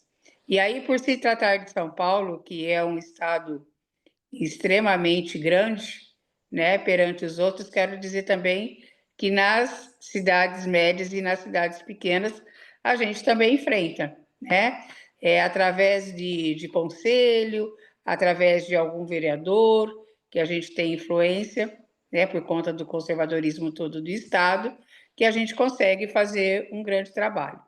Nós vamos agora entrar e inscrever alguns companheiros, né, e companheiras, e lembrando que o nosso companheiro Nabil, ele tem um compromisso, né, então não vai poder ficar muito tempo conosco, mas já quero de antemão agradecer, porque o Nabil trocou em questões aí da cidade de São Paulo, e a gente vê como que ele se dedica e está por dentro de todos os assuntos, né? Ele falou que teve com o companheiro Lula hoje. A gente também acompanhou pelas redes sociais. Infelizmente, não é o mesmo compromisso que o prefeito da cidade de São Paulo ou até mesmo o governador também tenha com essas questões. E isso é muito triste para nós, trabalhadores, representantes dos trabalhadores e trabalhadores, e também para as famílias menos favorecidas aqui do Estado. Então, vamos abrir as inscrições, acho que as pessoas podem levantar a mão, vou pedir uma ajuda, né? Vou passando aqui por todos os que estão presentes na sala, para a gente, então, fazer alguma pergunta, tirar alguma dúvida com o Nabil. Estão abertas as inscrições. Estou passando. Tá? Thelma, Oi, Thelma, tem uma pergunta no chat, enquanto as pessoas vão se organizando, levantando as mãos. Posso ler a pergunta para o Nabil? pode me ajudar, por favor. Tá bom. Eu estou no Ó, celular até acessar o chat. tá. Ó, Vou passar. a pergunta é da Aline. Nabil, na sua opinião, quais são os desafios da agricultura urbana nas médias e grandes cidades brasileiras? Tivemos a aprovação do PNUP em 2024, mas ainda falta a regulamentação. Olha, bom, tem vários desafios, né? Quer dizer, em primeiro lugar, para você fazer agricultura urbana, biurbana, precisa ter terra, certo? Espaços, né? Então, nós precisamos, em primeiro lugar, conter o crescimento horizontal. Falando do periurbano, né? Conter o crescimento horizontal das cidades. As nossas cidades, elas, historicamente, a zona rural, junto à cidade, chamado periurbano seria o perímetro no entorno da área urbana, né? Ele tem sido visto como uma espécie de reserva de ocupação urbana. Então, praticamente, a produção agrícola é desconsiderada, porque o preço do metro quadrado urbano ele é muito superior, obviamente, ao que vai render uma produção rural. Se as nossas cidades tiverem, né, limites mais rígidos de expansão urbana, promovendo a ocupação dos vazios que existem dentro das cidades, nós poderíamos ter, né, uma maior proteção dessas áreas que são fundamentais, né? Isso está ligado ao planejamento urbano. Né? Por outro lado, eu tenho que ter recursos, né? Nós, aqui em São Paulo, eu também tenho um projeto de lei que cria um apoio para a agricultura urbana e periurbana, chama, né, um projeto chamado Vai na Horta, né, que ele busca exatamente viabilizar as hortas urbanas, e nós temos alguns casos importantes aqui em São Paulo, por exemplo, isso existe em todas as cidades brasileiras, que são as fios de alta tensão, né, as partes de baixo dos fios de alta tensão, né, os parques, as escolas, né, por exemplo, as escolas são lugares que sempre deveriam ter uma horta, porque ela faz parte da educação ambiental, da educação, e essa horta ela pode produzir, né, além de ela servir como parte da educação ambiental das crianças. Nós temos também, hoje, cada vez mais, a possibilidade de pensar produções, inclusive nas lajes das casas, né? Então, né, e essa produção rural, essa produção agrícola, né, ela também pode ser combinada com o aumento da permeabilidade do solo, né? Hoje a gente tem grande parte dos nossos solos que são os quintais das casas, muitas vezes são impermeabilizados, né? Cimenta, né? E isso, né? A horta pode ser, além de ser uma fonte complementar de alimentos, né? Ela também pode contribuir para aumentar a permeabilidade do solo, portanto, né? Contribuindo aí para evitar os eventos extremos.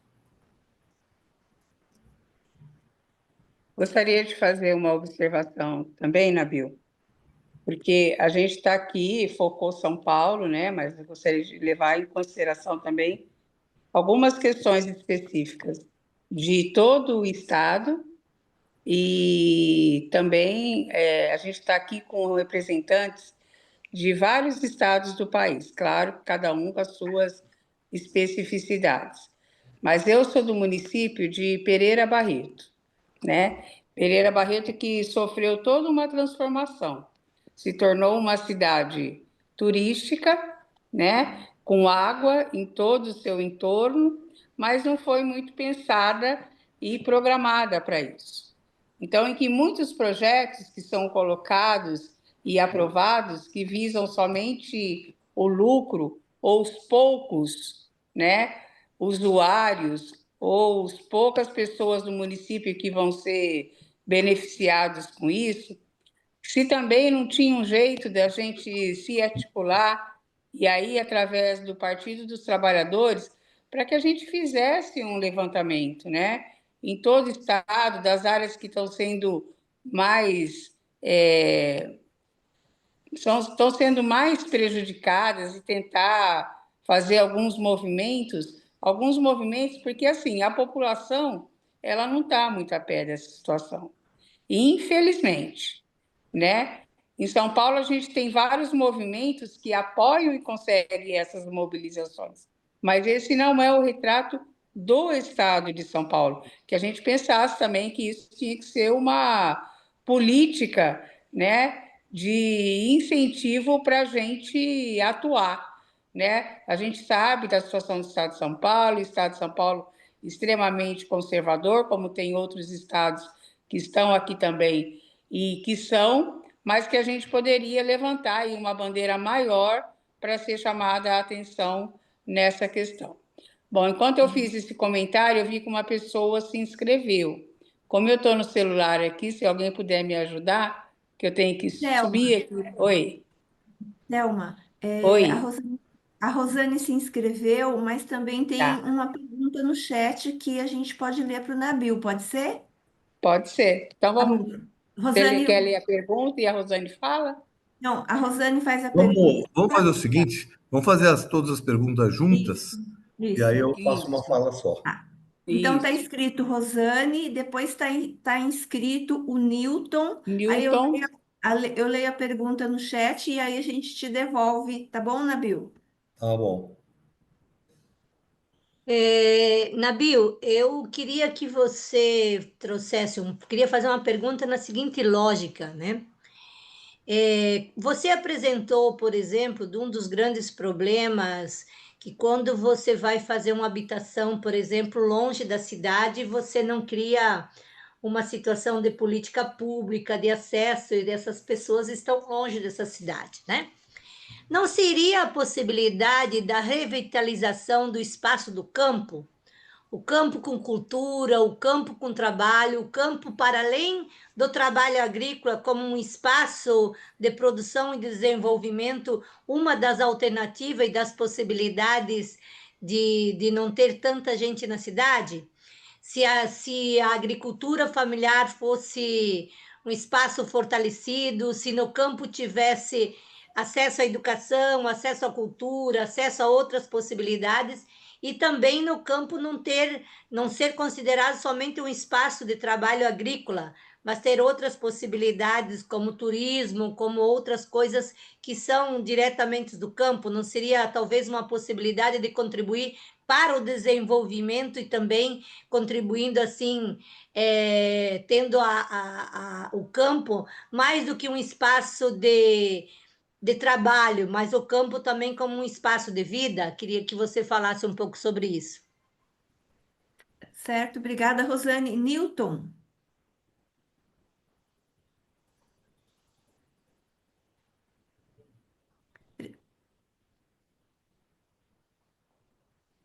Boa noite. Estão me escutando? Tranquilo? sim, sim. Então, boa noite para todos e todas. Davi, uma ótima palestra, né? Muito boa a tua fala sobre essa questão que para nós é muito cara, né? É a questão do meio ambiente. Nós sabemos da importância que nós precisamos trabalhar, né? Cada vez mais essa questão de você pensar a questão urbana. Também fui vereador aqui na cidade de Jacarezinho, no Paraná. Desculpa, pessoal, eu sou secretário de formação político sindical da APP, sindicato, tá? Aqui do Paraná. E, e a gente verifica algumas coisas, né? Você falou de São Paulo, mas a gente também trabalha nas cidades pequenas e cidades médias. E todas elas, basicamente, passam por uma questão de, principalmente as grandes cidades, né? As médias, cada vez crescendo mais, e porque é uma tendência, né? Infelizmente, o pessoal sair do campo e vir para a cidade. E cidades pequenas, né? Ir para cidades maiores. Mas uma coisa que a gente percebe nas cidades é o seguinte: aqueles bolsões, né, de várias casas, uma em cima da outra, é uma coisa assim que acaba tomando muito o espaço urbano e acaba também indo aí muito próximo aos rios, né, aos riachos, aí vem as enchentes, vem tudo o que acontece na cidade. Uma pergunta, não sei se estão pensando, mas, por exemplo, a verticalizar, né, através de programas de governo, construir cada vez mais condomínios, né? E eu em redor construir as áreas verdes para essas pessoas que estão morando aí muito próximo aos vales, né? Aos riachos, né? Aos rios, onde acontece essas enchentes. Você colocou no teu slide ali umas questões das casas, né? A gente na periferia das grandes cidades.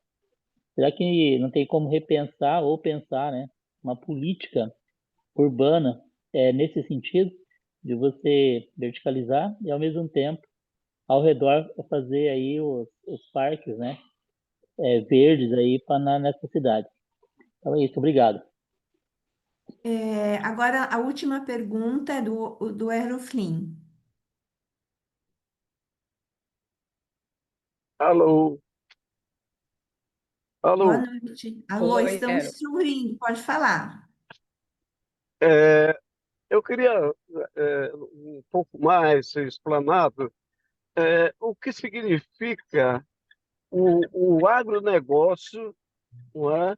É, neste processo de discussão de climática, de discussão do CO2, ah, como que você vê essa produção agrícola, tipo exportação, sem um controle, digamos assim, dos territórios onde tem essa produção. A outra é sobre uma explanação que eu pudesse fazer, é sobre as construções de barragem para geração de energia elétrica. Como você vê essas questões, principalmente aqui na Amazônia? Certo. Nabil, a última pergunta está aqui no chat, vou ler para você. É da Neuci, da Confederação Nacional de Transporte e Logística. Ela lhe pergunta: na última pesquisa OD, Origem e Destino, constatou-se uma grande diminuição do uso do transporte público em São Paulo. O que fazer para mudar essa situação com a preferência pelo Uber e mototáxi, que só aumentaria o número de acidentes e mortes no trânsito? Ok, Nabil, com você a palavra. Ok. Obrigado aqui pelas perguntas, pelas observações, são muito interessantes. Cada uma delas dá uma outra palestra, né? Mas eu queria que eu vou sintetizar um pouco, né? Porque eu também já estou aqui com o horário, estão me chamando lá. Eu estou com sessão aqui no plenário, então eu vou ter que, né, voltar ali agora, daqui a pouco. Então, eu vou responder aqui as perguntas e a gente vai ter que encerrar nesse momento. Bom, primeira coisa eu queria, assim, uma questão geral, quero destacar, eu vi que tem muita gente aqui de várias regiões do país, né? E eu quero talvez reforçar uma coisa que eu falei muito rapidamente, que talvez, como eu mostrei muitos exemplos de São Paulo, né, talvez possa passar uma impressão equivocada do que eu penso, né? Eu acho sim que cada cidade, cada região, cada bioma tem que ver a sua realidade, fazer uma avaliação específica e ver o que é mais apropriado, né, para responder os problemas que em cada região estão colocados, né? Então, evidentemente, uma cidade média ou pequena tem problemas um pouco diferentes do que São Paulo, né? A questão da zona rural tem problemas diferentes das zonas urbanas, né? E elas todas elas têm que ser consideradas nisso, né? Então, eu sempre falo, quando vou fazer palestras em vários lugares, eu sempre falo isso, olha, não existe receita pronta. Embora algumas questões, elas são comuns, quer dizer, algumas questões estratégicas, que valem para qualquer lugar, para qualquer país. Quer dizer, o CO2, ele gera efeito estufa em qualquer lugar, tá certo? Então, não é porque eu estou, né, ele emite, o carro que emite em São Paulo, ele também emite na Amazônia, ele também emite, né, em Pereira Barreto, ele emite em qualquer lugar. Então, né, isso é muito importante a gente ter claro, né? Quando a gente fala de permeabilidade do solo, quando a gente fala em proteção verde, né, ela vale, embora, claro, que cada cidade tem que ser o seu próprio plano, sua própria forma de intervenção. Eu queria começar respondendo a pergunta sobre o rural, né? Uma pergunta muito importante. Eu acho que cada vez mais nós temos que pensar. O Brasil teve um processo de crescimento urbano que eu mostrei aqui no slide, inclusive, né? Que foi excessivamente acelerado, porque a condição de vida no campo era muito precária, né? Não é que só faltava emprego, faltava saúde, faltava educação, faltava um mínimo de condições de vida para a população, né? Isso gerou um exército industrial de reserva nas cidades, que também, né, acabou rebaixando os próprios salários dos trabalhadores urbanos. É claro que é muito difícil reverter esse processo, mas na verdade, o Brasil precisa ter um planejamento territorial, né? Porque a gente vê, assim, por exemplo, o estado do Mato Grosso do Sul, para dar um exemplo, né? Um estado enorme, né? Maior, tamanho da França, maior que a França, né? E tem 3 milhões de habitantes, 2 milhões e meio, quase 3 milhões de habitantes. É um deserto humano, né? Tem muito mais gado, né? Aliás, tanto o Mato Grosso do Sul como o Mato Grosso, como, né, algumas outras regiões do Brasil, tem muito mais gado do que pessoa, né? Então, né, na verdade, nós precisaríamos ter exatamente o que você falou, unidades rurais, assentamentos, como alguns, inclusive, do MST, são assim, que você tem ali as condições equivalentes à condição urbana. Esse trabalhador rural não quer mais ficar isolado, né? Ele quer ter acesso à internet, ele precisa ter saúde, ele precisa ter educação, ele precisa ter mobilidade por transporte coletivo, poder ir para outros lugares. não ficar isolado. Então, isso é absolutamente importante e é isso que eu defendo, né? Eu defendo que a gente tenha essa possibilidade de ter núcleos rurais, né, que tenham que sejam equilibrados. Isso quando eu critiquei aqui o Minha Casa Minha Vida no rural, não é no rural, né? É na verdade no entorno da cidade, promovendo um processo de especulação imobiliária, porque, né, você implanta um conjunto mais distante, gera valorização da terra que está no entorno, né? A terra agrícola perde a sua possibilidade de uso agrícola, porque o proprietário daqui não quer mais usar para agricultura, quer vender para fazer mais casas, e com isso gera um processo que é muito nocivo. Então, eu acho que essa ideia de você ter comunidades completas no rural e no urbano, ou seja, que você tenha toda a infraestrutura, superestrutura de educação, de saúde, de cultura próximo onde se mora, é um modelo melhor para enfrentar esse problema. Em relação à questão da pergunta, acho que é Herol, né, que é da zona rural, né, evidentemente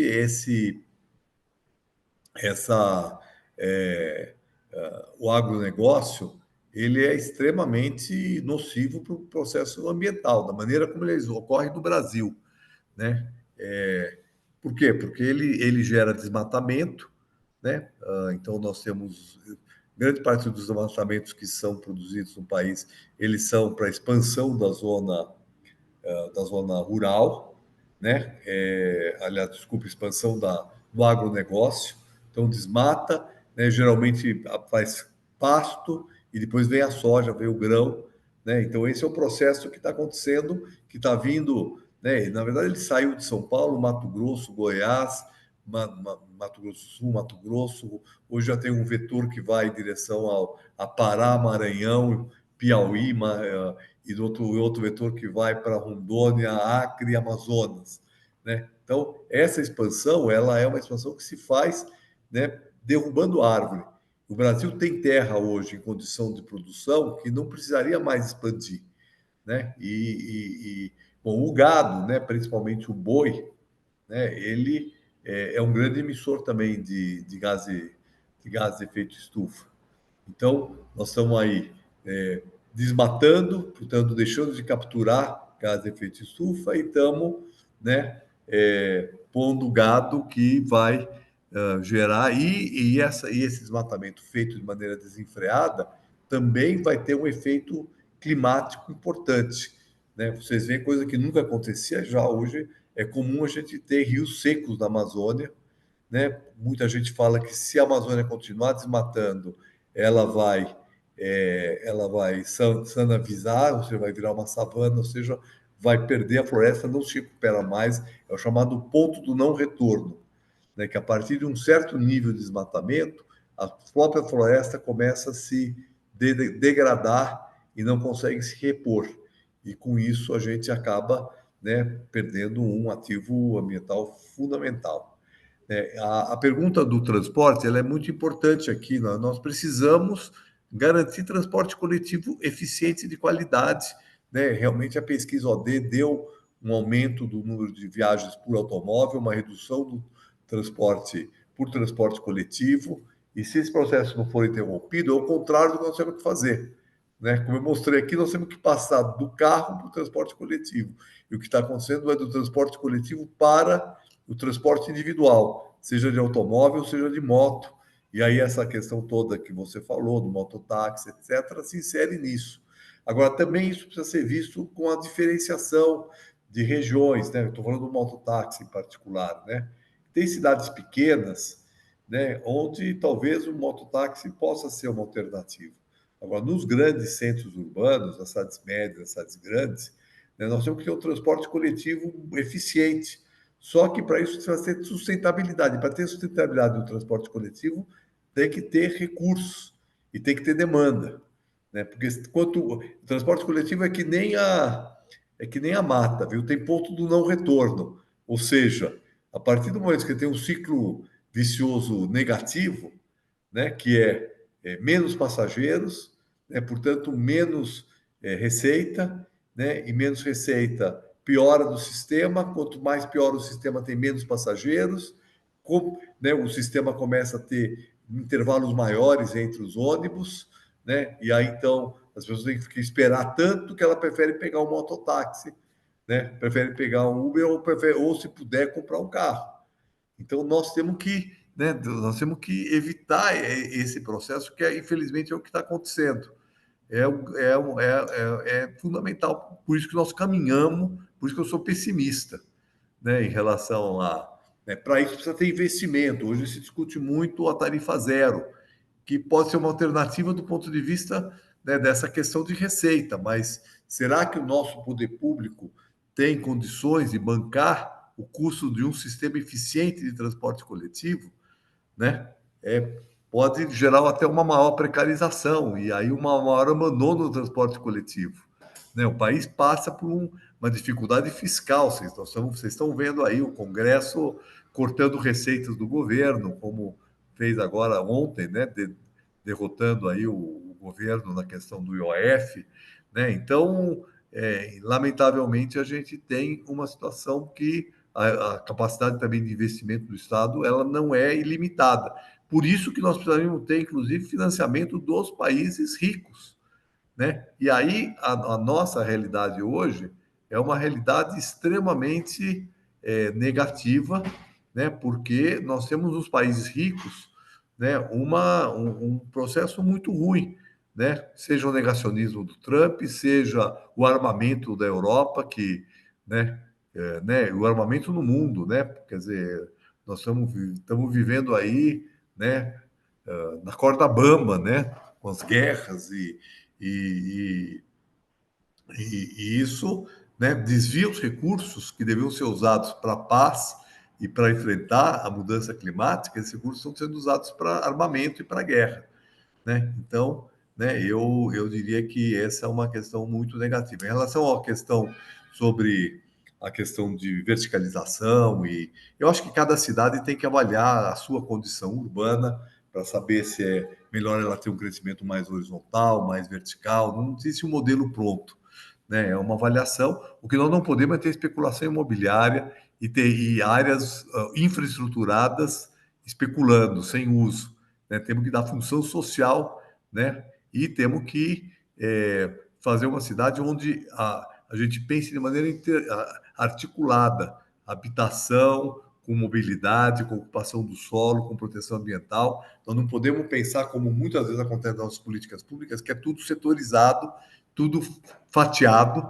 Então, o secretário de Habitação, a política de habitação, fala, é mais barato eu fazer uma casa na zona rural. Então, ele faz lá, porque na lógica dele é mais barato fazer numa zona que a terra é mais barata. Só que vai gerar um custo de transporte. A gente acabou de falar de transporte, né? O custo, você trazer um cara de longe para trabalhar, né? O custo é muito alto, certo? E isso torna o sistema de transporte coletivo também muito caro e muitas vezes inviável, né? Então, é fundamental que a gente possa ter, né, pensar, né, de uma maneira mais, como é que eu diria, mais articulada as propostas, e aí, obviamente, discutir planos diretores participativos é muito importante para que todos esses aspectos possam ser discutidos em conjunto, porque o cidadão, ele sofre os efeitos disso juntos. Habitação, mobilidade, meio ambiente, ele não é fatiado. Agora eu sou meio ambiente, agora eu sou habitação, agora eu sou mobilidade, né? Então, então a participação é importante para poder pensar isso de maneira holística e mais comum. Mas é isso, gente. Obrigado pelo convite. Foi um prazer estar aqui com vocês e se a gente puder ter outras vezes estar junto, vai ser um prazer poder nos conversarmos e discutir esses temas. Obrigado. Nabil, nós que agradecemos a sua presença para ilustrar essa nossa atividade aqui, realizada pela CUT São Paulo, Secretaria de Formação da CUT São Paulo, com o apoio da nossa Secretaria Nacional de Formação. Esse debate tão importante que nós estamos fazendo, inclusive porque ele antecede, né, todo o debate que nós estamos levando para novembro, o estado do Pará, onde nós vamos ter a grande conferência. Então, sem dúvida nenhuma, você teve uma grande contribuição.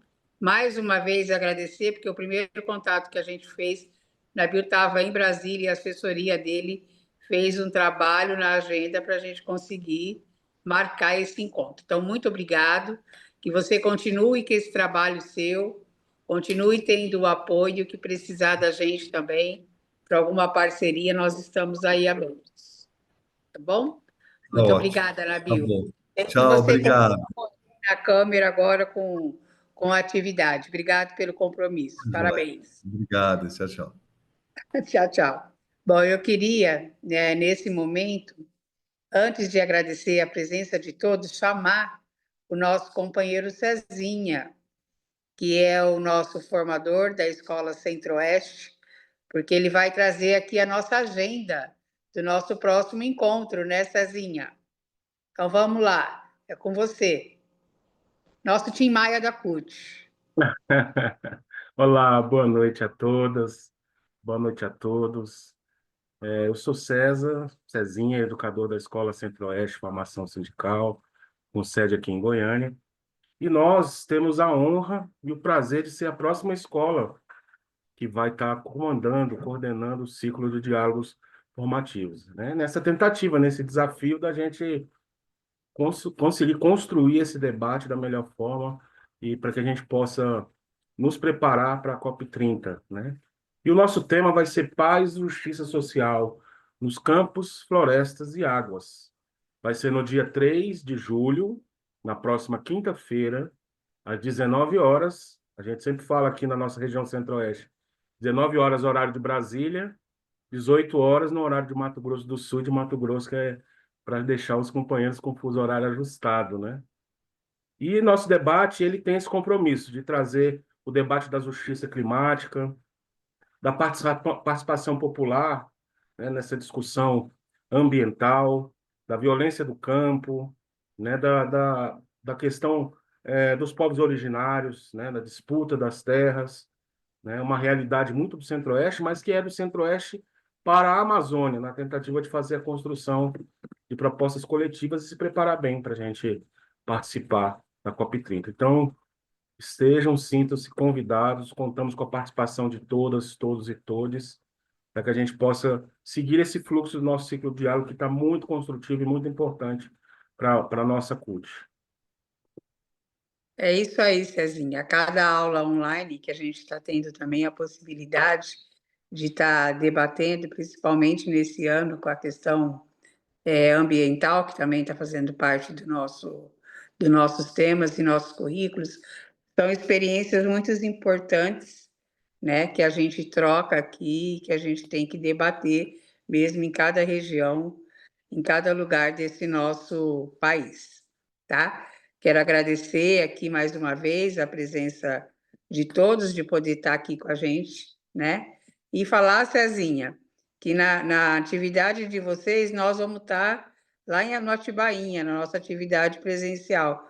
Então, com certeza, nós vamos estar de lá, acompanhando também a Escola Centro-Oeste. Eu queria, antes da gente se despedir aqui, algumas pessoas estão colocando aí que não conseguiram, através do acesso, ter acesso à lista de presença, né? Que foi o início, quando você entrava na sala, já abria o link. O que aconteceu com as pessoas que durante aqui a nossa estada nessa sala e que não conseguiu, eu não sei informar, não sei falar, né? Porque não sei se foi alguma questão técnica que não teve. Se as pessoas puderem deixar o nome registrado aí no chat, o que eu vi que algumas pessoas fizeram, depois a gente consegue ter acesso, né, Fro? Isso. Né? Porque pode ter acontecido, sei lá, alguma questão da própria internet, tá bom? Quero agradecer a todos e todas, em nome da Escola São Paulo, em nome da nossa executiva aqui, né? Nós estamos numa semana aí importante para nós, né? Particularmente falando, e que a gente continue nessa união para a gente poder alcançar os nossos objetivos. Nós estamos aqui cumprindo um calendário que nós aprovamos e estabelecemos lá no Encontro Nacional, de extrema importância os temas que nós estamos debatendo, que vai ajudar não só nós, né, os lideranças aqui e dirigentes e não dirigentes também, mas trabalhadores e trabalhadoras comprometidos com a defesa das nossas causas. Bom, então uma boa noite a todos e todas. Não sei se tem algum recado da Dilu, algum recado da Fro. Não sei se a Rosane está na sala ainda. Agradecer também a presença e a participação. Temos algum recado? Obrigada, Thelma. Não, a gente só vai pedir para as pessoas ficarem um pouquinho mais para a gente ver o clipe final. Sim.